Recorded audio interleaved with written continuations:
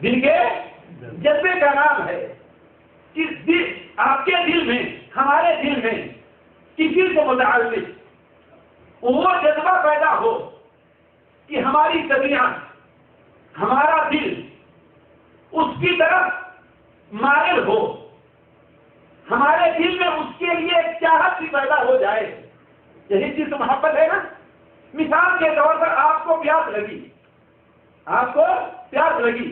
تو فطری طور پر آپ کا دل پانی کی طرف مائل ہوگا. آپ کو بیماری لاحق ہوئی، آپ کو کوئی تکلیف ہوئی تو فطری طور پر آپ کا دل ڈاکٹر اور دوا کی طرف مائل ہوگا کہ نہیں مائل ہوگا؟ حالانکہ دوا کڑوی ہی تو نہ لگے، ڈاکٹر آپ کا جیب ہی خالی کیوں نہ کر دے، لیکن آپ کا دل اس طرف مائل ہوگا. یہی چیز ساتھیوں محبت ہے. تو ایک مسلمان کو چاہیے کہ اس کا دل اللہ کے رسول آپ صلی اللہ علیہ وسلم کی طرف ایسا ہی مائل ہو کہ جس سے اس کا دل پانی کی طرف مائل ہوتا ہے، اور آپ کی طرف دل اسی طریقے سے مائل ہو، بلکہ اس سے بھی زیادہ کم سے کم یہ درجہ ہونا چاہیے کہ جس طریقے سے ایک انسان کا دل دوا کی طرف مائل ہوتا ہے کہ دوا اگر سے کڑوی لگتی ہے لیکن انسان پھر بھی اس سے محبت کرتا ہے. تو آپ صلی اللہ علیہ وسلم سے محبت کرنے میں خواہ ہمیں کتنا ہی نقصان نہ اٹھانا پڑے، ہمیں خاندان کو چھوڑ دینا پڑے، ہمیں نوکری کو چھوڑ دینا پڑے، ہمیں دنیا سے کو قربان کر دینا پڑے، لیکن آپ صلی اللہ علیہ وسلم طرف سے ہماری طبیعت کو مائل ہونا چاہیے. تو محبت خالی اس دل کے جذبے کا نام ہے جسے ہم لوگ اپنی زبان میں پیار کہہ لیں، یارانہ کہہ لیں، چاہت کہہ لیں، جن الفاظ سے اس کو یاد کر لیں. تو ایک مسلمان کے دل میں اللہ کے رسول صلی اللہ علیہ وسلم کی محبت کا ہونا بہت ضروری ہے. اگر یہ چیز نہ پائی گئی ہمارے اور آپ کے دل میں تو یقین مان لیجیے کہ ہمارا اور آپ کا ایمان خطرے میں ہے.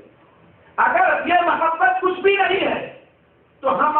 مومن ہیں ہی نہیں. اور جس قدر اس محبت میں کمی ہوتی جائے گی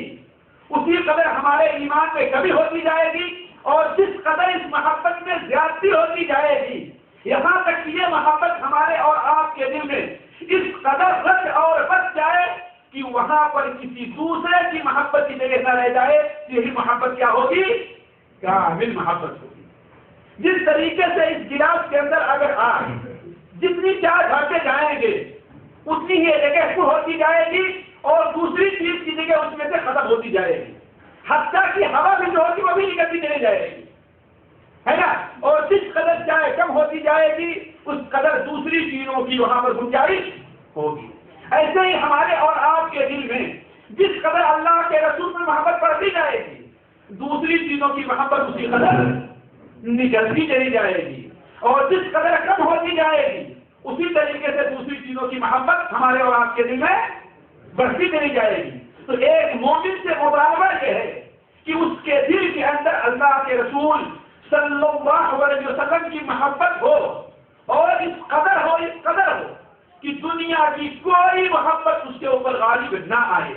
نہ جان کی محبت، نہ مال کی محبت، نہ اہل و عیال کی محبت، حتیٰ کہ اگر ایمان سے پہلے اسے کوئی چیز بہت پسند تھی لیکن جب ایمان لے آ لیا تو اب اس چیز کی پسند غائب ہو جانی چاہیے. ایک بار ایک صحابی جو نئے مسلمان ہوئے، مکہ مکرمہ کا واقعہ ہے، وہ اسلام قبول کیے اور اسلام قبول کر کے کہیں واپس جا رہے تھے تو اچانک ان کی نظر راستے میں ایک ایسی عورت کے اوپر پڑ گئی، جس سے حالت کفر اور زمانے جاہلیت میں وہ محبت کیا کرتے تھے. اس سے کچھ بات کرنی چاہیے، پیار اور محبت کی زبان استعمال کرنا چاہے تو اس عورت نے کہا اسلام نے آ کر ان تمام چیزوں کا خاتمہ کر دیا ہے. اسلام کے بعد اب اس قسم کی محبت کی گنجائش نہیں رہ جاتی ہے. حضرت انس بن مالک رضی اللہ تعالیٰ عنہ کو کدو پسند نہیں تھا، لیکن ایک بار نبی کریم صلی اللہ علیہ وسلم کے ساتھ ایک درزی کی دعوت میں گئے یہ آپ صلی اللہ علیہ وسلم کا حسن اخلاق تھا کہ آپ جس مقام میں مقام پر فائز تھے، دنیا کی کوئی ذات اس مقام کو نہیں پہنچ سکی ہے۔ اللہ نے آپ کو جو مقام عطا کیا تھا وہ مقام کسی نبی کو نہیں عطا کیا، بلکہ اگر آپ صلی اللہ علیہ وسلم کو ترازو کے ایک پلے میں رکھا جائے اور ساری کائنات کو ترازو کے ایک پلے میں رکھا جائے تو کس کا پلہ بھاری ہوگا؟ نبی کریم صلی اللہ علیہ وسلم کا پلہ بھاری ہوگا۔ لیکن اس کے ساتھ ساتھ آپ کے حسن اخلاق کا یہ عالم تھا کہ ایک معمولی سے آدمی بھی اگر آپ کو دعوت دیتا تھا تو آپ اس کی دعوت قبول کر لیتے تھے۔ یہ آپ کا اخلاق تھا، بلکہ واللہ انسانی عقل حیران رہ جایا کرتی ہے کہ ایک ایسا شخص جس کے دل میں دنیا کے تمام لوگوں کا غم ہو اور تمام لوگوں کے لیے جب رات کی تاریکی میں لوگ سوتے ہیں آرام کرتے تھے تو وہ رات اٹھ کر کے اللہ تبارک و تعالیٰ سے لوگوں کے لیے دعائیں کرتی ہو، اللہ تعالیٰ کے سامنے روتی ہو، اس شخص کے پاس اتنا وقت کہاں سے نکل آیا کہ ایک بار آپ صلی اللہ علیہ وسلم راستے میں تشریف لے جا رہے تھے، مدینہ منورہ کی ایک عورت، اللہ اس سے راضی ہو، اللہ اسے اپنے نبی کی امت میں بہترین مقام عطا فرمائے۔ وہ عورت، اس کے عقل میں تھوڑی سی کمی تھی جسے لوگ پاگل کہا کرتے تھے۔ اس نے راستہ روک دیا آپ صلی اللہ علیہ وسلم کا اور کہا، اے اللہ کے رسول، آپ سے مجھے کچھ ضرورت ہے، میں آپ سے کچھ بات کرنا چاہتا ہوں۔ ذرا سوچیں، ایک طرف کس مقام پر آپ ہیں اور دوسرے ایک پاگل، آدھی نیم پاگل اور نیم آدھی مجنون عورت کی بات سننے کے لیے آپ راستے میں کھڑے ہو گئے۔ آپ نے کہا، اے ام فلان، ذرا دیکھیے، اس کا نام تک نہیں لیا، اس کی کنیت سے بطور احترام اسے بلا رہے ہیں کہ اے ام فلان، آپ جو جگہ بھی چاہو، جو مقام بھی آپ کو پسند ہو، مجھے وہاں آنے کی دعوت دو گی، میں آ جاؤں گا، اور جو کچھ تم کہنا چاہتے ہو میں تمہاری پوری بات سننے کے لیے تیار ہوں۔ تو یہ مقام تھا اللہ کے رسول صلی اللہ علیہ وسلم کا، یہ اخلاق تھا نبی کریم صلی اللہ علیہ وسلم کا، یہ جو بہترین اخلاقی نمونہ آپ نے پیش کیا ہے، اگر ساری دنیا کے لوگوں کے اخلاق کو جمع کر لیا جائے تو کہیں شاید اور شاید آپ کے اخلاق کا مقابلہ کر سکے، ورنہ وہ بھی نہیں ہو سکتا۔ تو حضرت انس بن مالک بیان فرماتے ہیں رضی اللہ تعالی عنہ کہ اللہ کے رسول صلی اللہ علیہ وسلم نے ایک درزی کی دعوت قبول کی۔ اس درزی سے یہ نہیں ہو سکتا تھا کہ بکرا ذبح کرے، اس درزی سے وہ مرغا ذبح کرے، درزی سے تو اونٹ ذبح کرے۔ اس نے آپ صلی اللہ علیہ وسلم کی دعوت میں کدو پکایا، وہ بھی سالن دار کدو پکایا، اور وہ بھی کدو کا سالن پکایا۔ تو حضرت انس بن مالک بیان فرماتے ہیں اللہ کے رسول صلی اللہ علیہ وسلم اس شوربے کے اندر سے کدو کے ٹکڑے ڈھونڈ ڈھونڈ کر کھاتے تھے۔ اسی دل سے مجھے بھی کدو سے محبت ہو گئی۔ یہ ہے ساتھیوں محبت کا اعلیٰ مقام، محبت کا اعلیٰ مقام کی نبی صلی اللہ علیہ وسلم کو جس چیز سے محبت ہو، جس چیز سے محبت ہو، اس چیز سے فطری طور پر ہم محبت کرنے لگے، خواہ وہ ہمارے مزاج کے موافق ہے یا ہمارے مزاج کے خلاف ہے۔ وہاں تو یہ ہونا چاہیے کہ سرے تسلیم خم ہے جو مزاج یار میں آئے، جسے ہمارا یار پسند کرے، جسے ہمارا دوست پسند کرے، جسے ہمارا محبوب پسند کرے، اسے ہمیں بھی پسند کرنا چاہیے۔ تو میں عرض کر رہا تھا کہ آج اگر کوئی شخص ہمارے اور آپ کے یہاں خصوصی طور پر اگر کوئی ان دنوں کے اندر مسجد قیام منعقد نہیں کرتا تو اسے کیا کہا جاتا ہے؟ یہ گستاخ رسول ہے اور اللہ کے رسول پر سے محبت نہیں ہے۔ ساتھیوں، یہی میں دیکھنا چاہتا ہوں کہ آیا اللہ کے رسول صلی اللہ علیہ وسلم سے محبت کا معیار اور محبت کا طریقہ کیا ہونا چاہیے؟ اس سے پہلے ہم نے کہا کہ پہلے ہم یہ دیکھیں کہ اللہ کے رسول صلی اللہ علیہ وسلم سے محبت کا کیا حکم ہے۔ تو جیسے ہم نے کہا کہ آپ کی محبت امت کے اوپر فرض اور واجب ہے۔ بخاری شریف میں، مسلم شریف میں حضرت انس بن مالک رضی اللہ عنہ بیان فرماتے ہیں کہ اللہ کے رسول صلی اللہ علیہ وسلم نے ارشاد فرمایا،